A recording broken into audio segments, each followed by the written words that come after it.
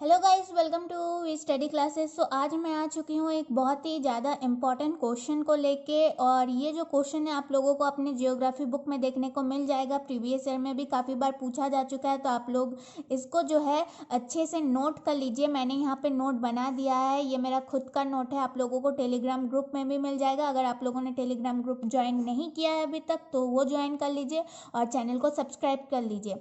और सबसे पहले बात ये कहूँगी कि अगर वीडियो आप लोगों को अच्छी लगती हो तो लाइक करना ना भूले। कोई भी दिक्कत हो तो कमेंट बॉक्स में कमेंट कीजिए। अब चलिए क्वेश्चन की तरफ चलते हैं। क्वेश्चन में कहा गया है कि बहुउद्देश्य परियोजनाओं से होने वाले लाभ और हानि की तुलना करें। तो यहाँ पे हमें लाभ और हानि बताना है। तो किसका बताना है? बहुउद्देश्य परियोजनाओं का।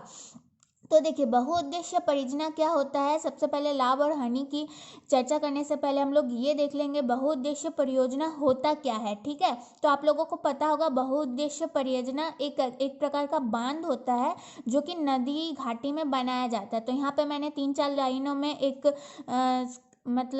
तीन चार लाइनों में इसको लिखा है कि नदी की घाटियों पर बड़े बड़े बांध बनाकर ऊर्जा, सिंचाई, पर्यटन स्थल बनाए जाते हैं। ठीक है, क्या होता है कि नदी में बड़े बड़े घाटी और नदियों में बड़े बड़े बांध बना दिया जाता है।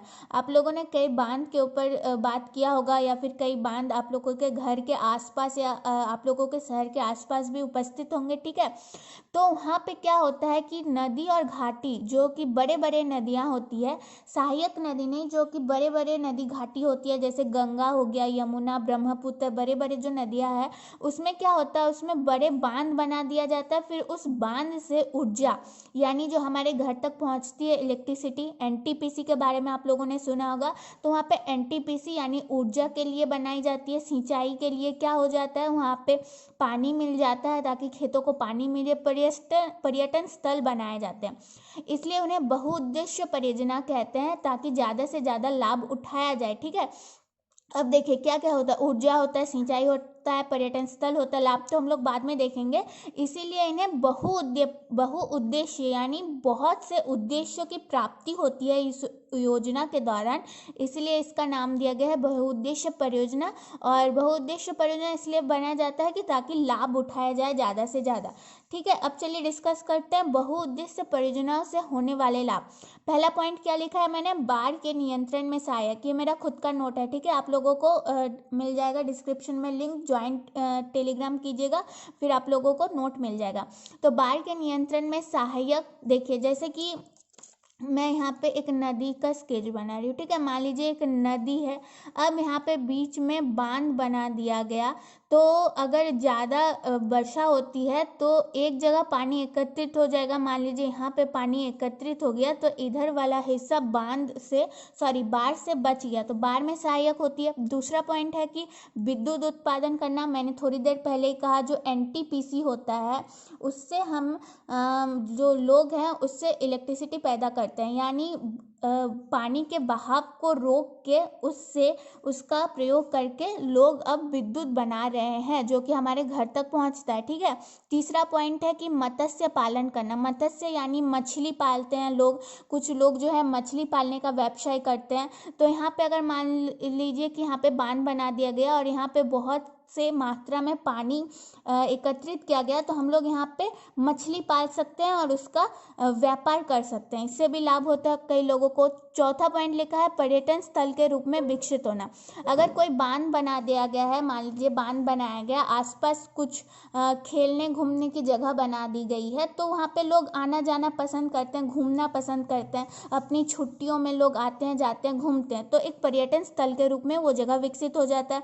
तो इससे भी लोगों को लाभ हो सकता है कि छोटे छोटे दुकान खोल लिए लोगों ने और पार्क बना दिया गया, तो पार्क से भी मतलब लाभ हो सकता है। तो पर्यटन स्थल के रूप में विकसित होना ये लाभ के अंतर्गत आता है। पांचवा पॉइंट जो है, जो लाभ के अंतर्गत आता है, फसलों की सिंचाई में सहायक।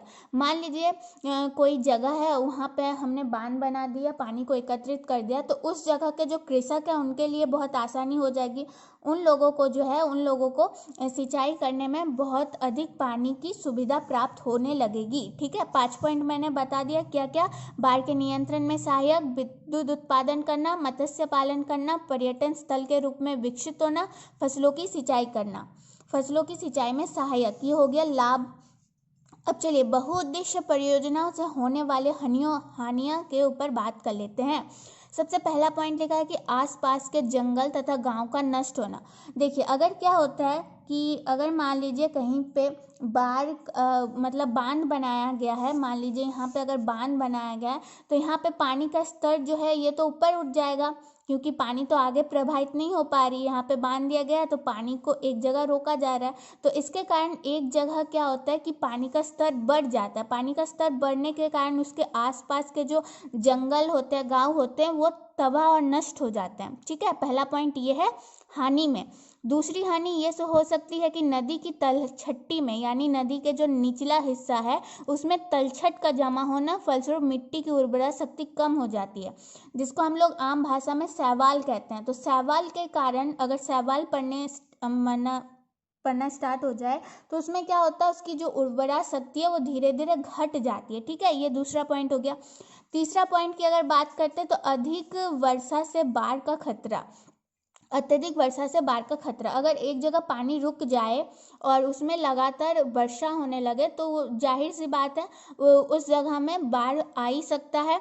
और जैसे कि मैंने पहले पॉइंट में भी लिखा कि जंगल के जंगल, गांव के गांव तबाह हो सकते हैं उस बात से। ठीक है, हो गया। अब चौथा, जलीय जीवों के प्रवास की क्षति पहुंचना। आप लोगों को पता होगा जो मछलियां होती है वो दूसरे जगह जाके, मतलब जहां वो निवास करती है वो तो तैरते रहती है एक जगह से दूसरे जगह, लेकिन जहाँ पे वो बेसिकली रहती है वो अपने अंडे वहाँ पे नहीं देती है। वो दूसरे जगह जाके, दूसरे जगह प्रवास करके, एक से दूसरे जगह जाके ही अपने अंडे देती है, फिर से वापस आ जाती है।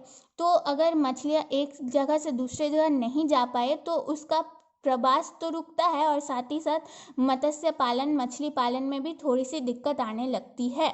ठीक है, और उनके जीवों के ऊपर खतरा पहुंचने लगता है, उनकी जो आबादी है वो घटने लगती है। पांचवा पॉइंट है कि नदी के प्रवाह के अवरुद्ध जाने पर पर्यावरण को नुकसान पहुंचा। जाहिर सी बात है अगर पर्यावरण को हम रोकेंगे, बाढ़ को रोकेंगे, या आप लोगों को जैसे कि पता होगा केदारनाथ वाला किस्सा। केदारनाथ में क्या हुआ था, लोगों ने बड़े बड़े घर बना दिए थे, बांध बना दिए थे, पानी को एक जगह रोक के रख दिया था। तो क्या हुआ था, 2013 में एक बार बहुत बड़ा बाढ़ आ चुका था, पूरा का पूरा गाँव शहर तबाह हो गया था। तो हम लोग अगर पर्यावरण के विरुद्ध जाके कोई भी काम करते हैं तो इससे हमें नुकसान ही पहुंचता है।